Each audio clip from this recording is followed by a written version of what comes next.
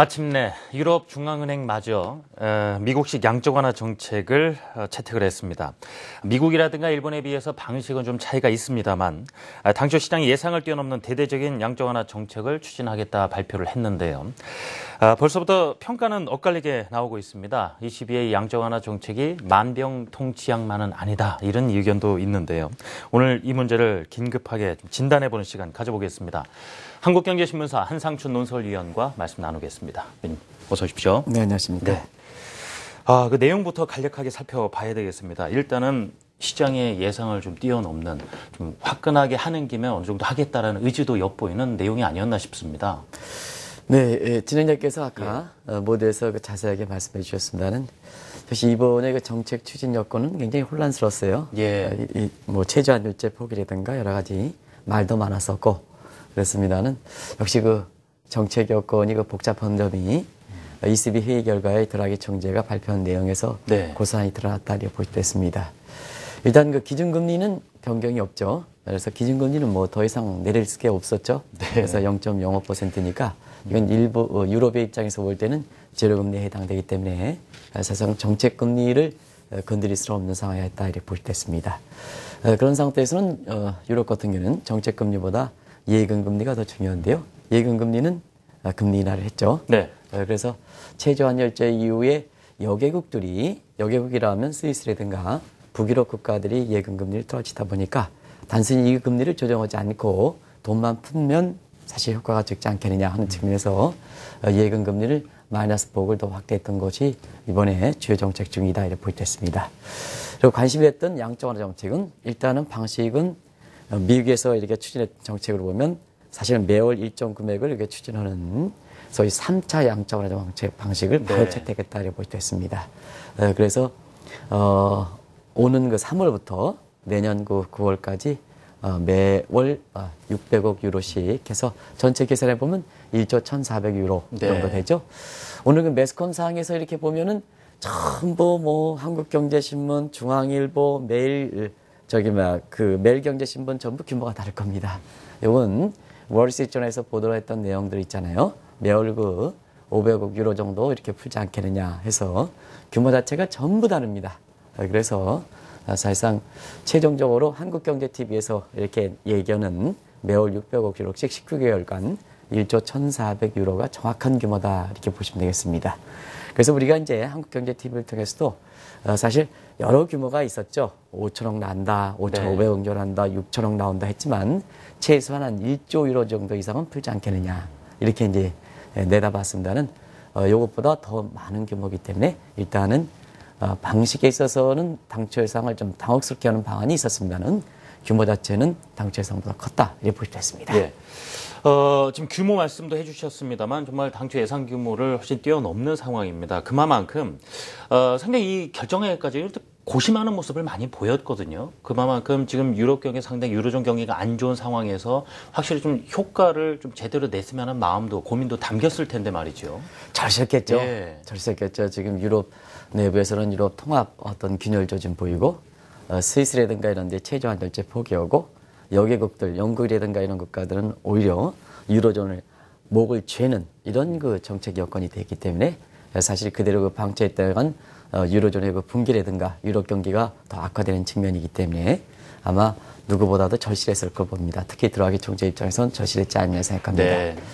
현재 이렇게 당초 예상보다도 상당히 규모 자체는 월별로 나눠서 하는 건 있습니다는 전체적인 포지션은 최소한 1조 1,400유로 정도 가는 데 있어서는 당초 예상을 웃도는 데 있어서는 그 부분 두 가지 측면이 아주 놓여있다 이렇게 볼 수 있습니다. 아킬레스건이 첫 번째는 경제적 측면에서는 아시겠습니다는 유럽은 이미 성장률과 물가가 동시에 떨어지는 디플레 국면이 가시화됐기 때문에 사실 경제적 상황에서는 최악의 상황인 상태이고요.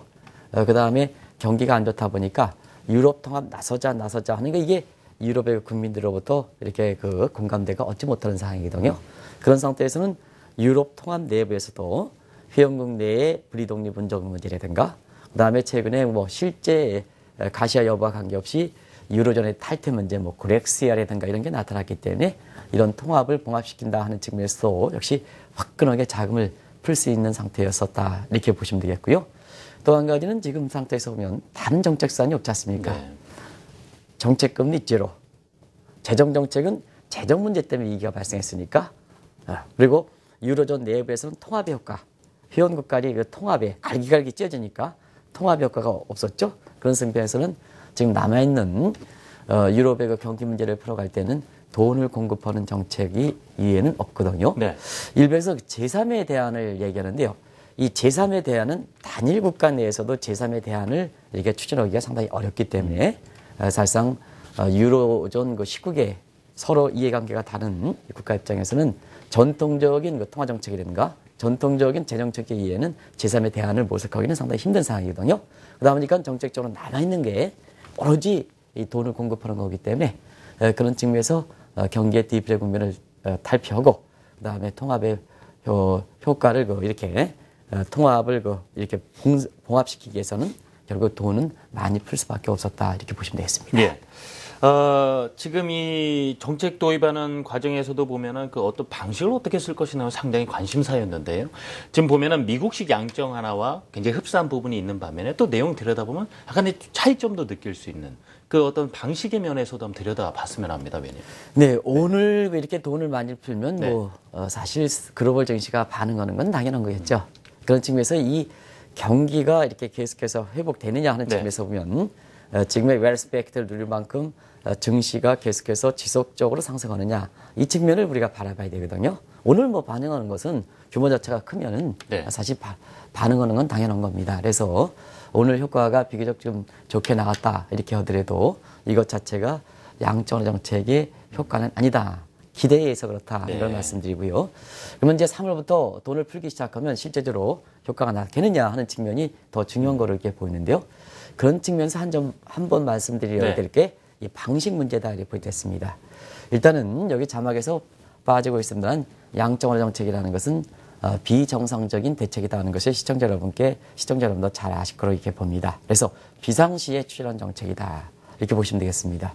그럼 유럽은 지금까지 왜 양적 완화 정책을 도모하지 않았을까 하는 측면에서 보면 유럽 사람들이요 굉장히 고집스럽습니다. 그렇기 때문에 유럽 그 통합에서 이렇게 나타나는 일종의 어떻게 보면 문제를 하더라도 유럽 경기에 있어서는 그렇게 미국처럼 시스템이 붕괴됐다든가 그 다음에 마켓이 붕괴됐다든가 하는 이런 측면에 사실 그 비정상 국면은 아니다 하는 이런 차원에서의 지금까지 정책이었거든요. 네. 근데 이번에 그 양적 정책을 도입했다는 것은 이제는 경기라든가 그 다음에 그 유럽 통합에서 마켓이라든가 시스템이 작동되지 않는다 하는 것을 공식적으로 인정하는 측면도 있다고 볼 수 있습니다. 어쩌거나 이 양적 정책은 크게 보면 미국이 추진한 정책 그리고 이 양적 정책이 가장 먼저 추진한 국가가 일본입니다. 네. 그래서 일본의 2000년 이후에 양적 정책 추진 과정을 보면 초기에는 선시티 크로스 정책입니다. 한꺼번에 퍼붓고 기간을 설정하는 그래서 선시티 크로스라는 것은 아침에 태양이 뜨면 저녁에는 반드시 지죠. 예. 그래서 정책 시한을 결정하는 기한은 정책을 보통 선시티 크로스다 이렇게 볼 때 했습니다. 그리고 나중에는 금융시장과 경기가 이렇게 맞춰가는 것을 발휘해서 매월 일정 금액씩 가는 룰 방식.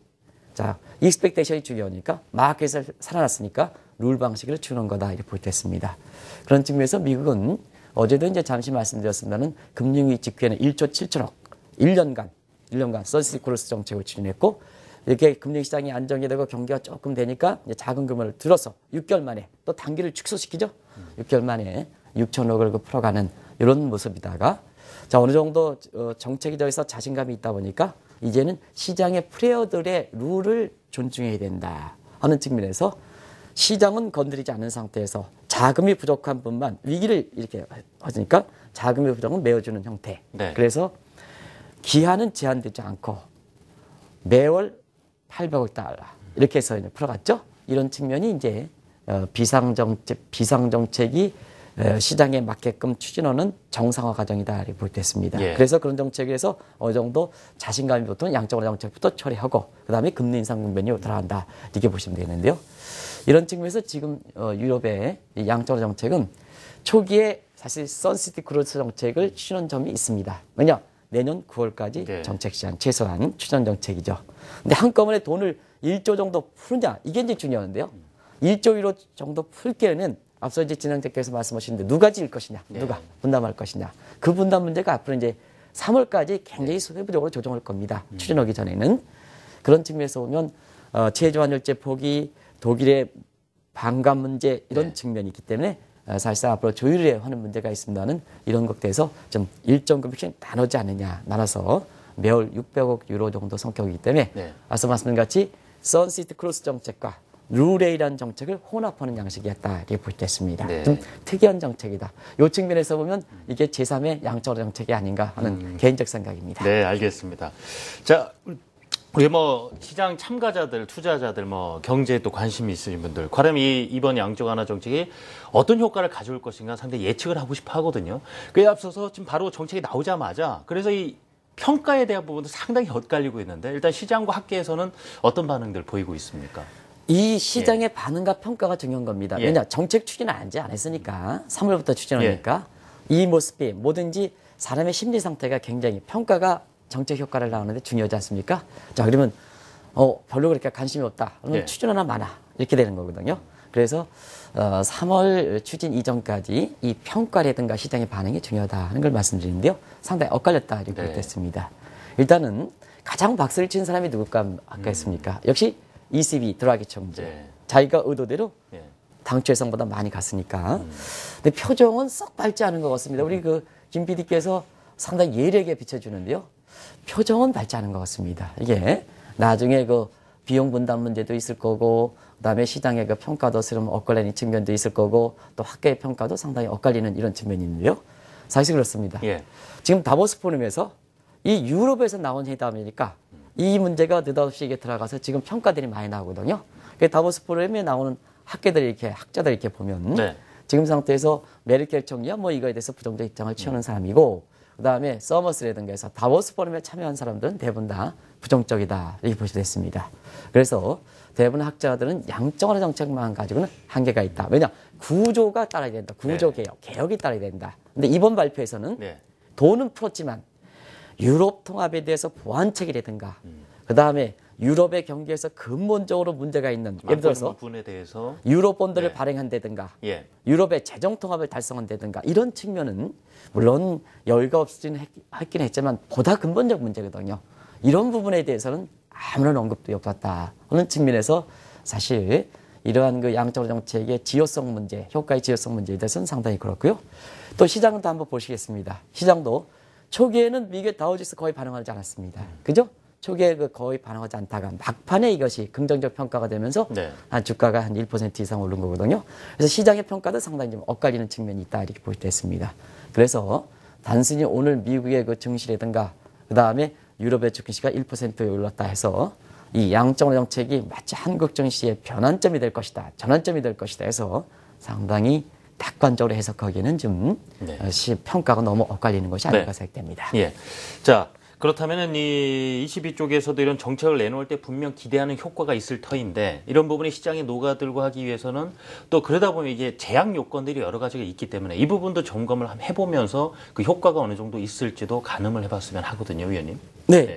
일단 ECB에서 이렇게 돈을 풀면 유로랜드 내에 돈이 돌아야 됩니다. 유로랜드. 또 회원국이 19개 회원국이니까 회원국별로 골고루 돌아야 됩니다. 골고루 돌아야. 이게 중요한 겁니다. 사람에 해당되는 것은 인체 혈압과 마찬가지이기 때문에 자, 심장 박동에서 돈을 공급해주지 못했습니다. 그러다 보니까 유럽이라는 사람의 신체가 노랗게 질려가지고 지금 이제 죽을까 말까 하는 상태에서 자, 이제 가장 중요한 것이 돈을 도는 문제가 아니고 돈부터 뿌려야 되거든요. 그래서 ECB의 돈을 뿌려대는 심장에서 지금 돈을 뿌려대기 시작했다 하는데요. 이게 일단은 이 유로랜드 내에는 인체에 돌아야 되고요. 두 번째는 사실 빨리 돌아야 되는 문제가 있습니다. 빨리 돌아야 되는 문제. 왜냐하면 돈이라는 것은 돌지 않으면 식어버리거든요. 그런 측면이기 때문에 그런 측면에서 한번 말씀드리면 일단은 유로랜드에 돈을 푼다 하더라도 사실 독일로 쏠려가는 문제가 있다. 이게 이제 티핑 팩터, 쏠림 효과다리 볼 때 있습니다. 이것은 자연스럽게 제가 이제 어제 강의에서도 진행자분과랑 같이 이렇게 한번 보겠습니다. 진행자분의 애부심을 한번 테스트해 보겠습니다. 우리가 보면 자, 왜 독일로 쏠릴까 하는 측면에서 보면 진행자분이 좀 시청자 여러분한테 솔직하게 말씀해 주시기 바랍니다. 자, 우리가 애국심과 그다음에 자기 자신의 재산 문제와 서로 상충하는 문제. 예를 들어서 애국심을 지키자니 내 돈을 포기해야 되고 손해를 보야 된다는 거죠. 그다음에 내 돈을 지키자니 애국심을 포기해야 되고 이런 될 때 진행자분은 어떤 쪽에 선택하시겠습니까? 전자인 애국심을 선택하시겠습니까? 후자인 자기 자신의 돈을 참 선택하시겠습니까? 어려운 고민이긴 한데 내 손실이 당장에 커진다고 한다면은 당장에 제 자산부터 버우는 게 사람 인지상정이 아닌가 싶기도 합니다만. 예. 네. 역시 그 시청자분 솔직하게 말씀하셨기 때문에 앞으로 한국경제TV의 김앵커가 진행하는 프로를 좀 열심히 보시기 바랍니다. 아마 제가 애국심이다 하는 측면에서 보면 사실 애국심이 이렇게 지금 필요할 때지만 제가 칭찬하지는 않았을 겁니다. 대부분 사람들이 저도 이제 이렇게 전국을 대상으로 강의해 보면 이 문제를 좀 얘기하거든요. 근데 솔직하게 얘기하십시오 하면 그래도 내 돈이 지키는 문제가 우선이다 이렇게 얘기하는데요. 바로 그 측면. 왜 이게 느닷없이 이 질문을 하냐면 일단 돈을 뿌려대서 그리스 국민들이 돈이 이렇게 들어올 경우에 될 경우에는 자 일단 그리스 금융기관에 돈을 넣어야 되거든요. 근데 지금은 여러 가지 핀테크라든가 뭔가 해서 독일의 금융사가 바로 보이거든요. 그러면 뭐냐. 자, 부실화가 우려가 있는, 건전성이 문제가 있는 애국심을 발휘하면 그리스 금융사에 예금을 해야 되는데요.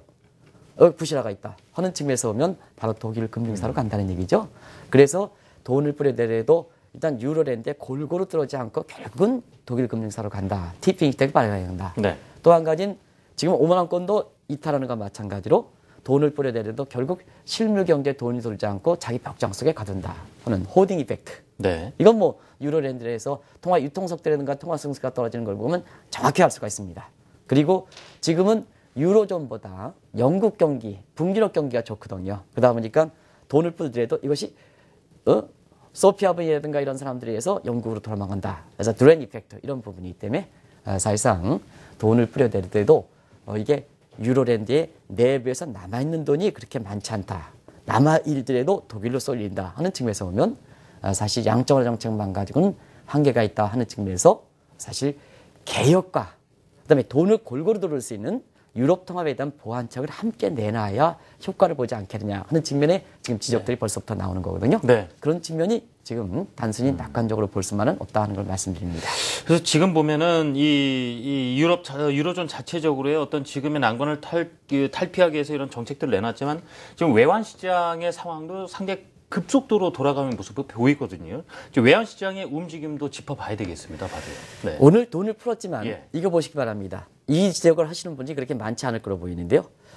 세계 증시, 특히 유럽 증시는 1% 내외를 했지만 유로와 약세 가치가 하락폭은 2%입니다. 그러면 국제 외환 시장이 시청자분이 생각하는 것처럼 증시보다는 유럽 쪽 외환 시장에 더 영향을 받고 있다 이렇게 보시면 되겠습니다. 이거는 유로 가치가 약세가 될 수 있는 국면이 많았었죠. 이 문제 뭐 작년부터 등가순위를 떨어지겠다, 1달러의 등가순위를 떨어지겠다 이렇게 말씀을 드렸었는데요. 고스란히 전개된다. 이건 뭐 간단히 말씀드리겠습니다. 진행자분께서 상당히 시간이 촉박해서 벌써부터 얼굴이 구겨지시는 것 같습니다. 간단히 말씀드리겠습니다. 일단 S&P의 최저 환율제 포기에 유로 약세가 가시화되고 있죠. 그리고 QE 발표 이후에 1.14, 2% 폭락됐습니다. 올해 이코노미스트가 등가순위까지 수준 떨어지겠다 이렇게 보거든요. 그래서 시청자 여러분 지금 일본의 중앙은행에서는 추가 엔저 방안에서 나오지 않고 있습니다. 나오지 않고 있는데 유럽은 돈 푼다. 그래서 지난 2년 동안 아베노믹스 추진해서 엔저 쇼크에서 국내 삼성전자나 현대차 같은 엔저 쇼크에서 지금까지 했습니다는 올해는 엔저 쇼크는 누그러진다. 그러나 유로와 초약세 부분에 대해서 원화 강세했다는 이런 쇼크는 우려된다. 그럼 어떤 게 우려가 될 것이냐 하는 측면에서 보면 우리 입장에서는 좀 다양스럽다 이렇게 보시면 됐습니다. 예, 그렇군요. 지금 상황을 보면요. 기사에 이런 이제 문구가 눈에 띄는데요. 북유럽발 환율 전쟁이 개시됐고 아시아도 줄줄이 참전이다. 뭐 이런 얘기도 나옵니다. 덴마크가 3일 전에 금리를 내렸는데 양적완화 정책 발표되자마자 또 내렸습니다. 왜냐? 네, 그렇습니다. 최저 환율제 포기에 사실은 스위스가 스위스 프랑어가 그동안 누적돼 있던 저평가 압력이 가시화되면서 고평가되다 보니까 사실 외국 자본이 그대로 들어올 경우에는 캐리 자금이 그대로 들어올 때는 고평가 문제가 더 많이 발생한다는 측면이죠. 그래서 거기에서 나왔던 것이 외국 자본이 스위스 내 예금에 대해서는 마이너스 금리폭을 더 가져가는 국내 예금보다도 국내 자국민의 예금보다도 더 많이 가져가는 이중 예금 마이너스제를 도입했죠. 이것이 결과적으로 북유럽 국가의 환율, 여개 국가들의 환율 전쟁을 불러일으켰다는 얘기입니다. 그러면 자 외국 자본에서 스위스 중앙은행이 마이너스 금리폭을 커지면 덴마크라든가 북유럽 국가들의 예금 금리를 그대로 있으면 어떻겠습니까? 그 국가로 자금 들어오죠. 그러면 크로네라든가 이런 통화들은 전부 고평가되는 문제가 발생하지 않습니까? 그러다 보니까 스위스 중앙은행에서 마이너스 금리폭을 확 때려치니까 다른 국가들도 마이너스 금리가 되죠. 그런 측면에서 보면 여기에 인도라든가 이런 국면의 금리 인하, 우리 좀 이주열 총재께서 이런 분들은 이런 것을 좀 한번 보셔야 됩니다. 이게 보셔야 됩니다. 그러면요, 이런 측면에서 사실상 피해를 이렇게 당하지 않기 위해서는 인도라든가 이런 거 우리보다 경기가 상당히 좋은데도 불구하고 글로벌 환율 전쟁의 피해를 방지하기 위해서는 어떠냐? 금리 인하를 해가죠. 이게 아시아로 이렇게 속속되는 상태거든요. 그러면 한번 보시겠습니다. 이번에 양적 완화 정책 위에 유로 약세가 더 된다. 자, 유로 약세가 더 된다. 그러면 여개국인 영국이라든가 북유럽 입장에서는 통화가치가 고평가가 되겠죠. 네. 고평가. 그러다 보니까 덴마크에서 바로 예금 금리를 마이너스 떨어뜨리는 거죠.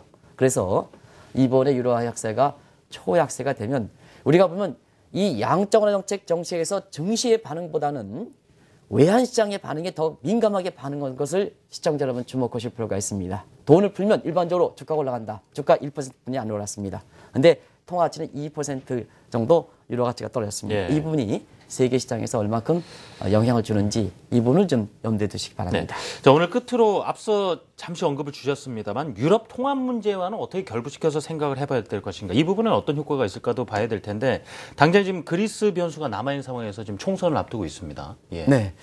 사실 25일 총선 앞두고 예. 있으니까 이제 22일 회의가 끝났으니까 네. 25일 총선에 대해서 관심이 상당히 높은데요. 이 대목 얘기하면 한 10분 이상 해야 되는데요. 간단히 말씀드리겠습니다. 네. 일단은 시리자의 비율이 상당히 높아집니다. 지지율이. 그래서 25일 날 급진 좌파 연합 치프레스 대표가 당선될 가능성이 상당히 높다 이렇게 보시됐습니다. 그러면 자 그렇게 높으면 소위 그렉시티에서 그리스가 유로에 탈퇴할 것이냐 이 방안보다는 이거는 뭐냐 사실 치프라스도 만약에 집권한다 하더라도 이 방안은 경기 문제가 되기 때문에 쉽게 가져갈 수 있는 성질은 아니다 이렇게 보세요. 사실상 지금 상태에서 보면 지유로 방식을 선호하지 않겠느냐. 이건 뭐냐면 유로존에 잔존시키되 긴축에 대해서는 독자 운영권을 주겠다는 독자 운영권을 찰떡했다는 얘기입니다. 네. 지금 상태에서 긴축을 하면 그리스 경기가 더 안 좋으니까 긴축 문제에 대해서는 그동안 구제금융 때 긴축 이행해라 했을 때 이 긴축 문제에 대해서는 자 유로존에 단절시킨다. 치프라스 입장에서는 그 대신에 우리의 독자 운영권을 줘라. 긴축은 수용하지 못하겠다. 그 긴축을 받더라도 시간을 갖고 받겠다 하는 네. 이 방식입니다. 이제 독자 운영권을 많이 확보하는 상태에서 그리 유로존에 잔존시키되 서로 막연하지 않겠느냐, 협상하지 않겠느냐 이렇게 보고 있습니다. 그래서 시청자분께서는 사실상 이 소위 그렉시트 방안에 대해서 그렇게 우려를 하실 필요는 없는데요. 그러나 유럽 통합에 대한 어떤 그 균열 조짐 이런 것은 그대로 남아 있다 이렇게 보여졌습니다. 그런 상태에서 이번에 돈 풀면 어떠냐? 돈 풀면 빈부격차가 더 확대시킬 가능성이 있습니다. 왜냐? 독일로 자금이 쏠리고 또 이렇게 돈 풀면 자산 가격이 올라가면 역시 돈이 있는 회원국들이 유럽, 독일이라든가 이런 국가들이 주가가 많이 올라갈 가능성이 있거든요. 네. 그러면 회원국 간의 경제적 격차는 더 커진다. 그래서 이번에 유럽 통합에 있어서 보완책이 들어가기가 같이 내놔야 되는데요.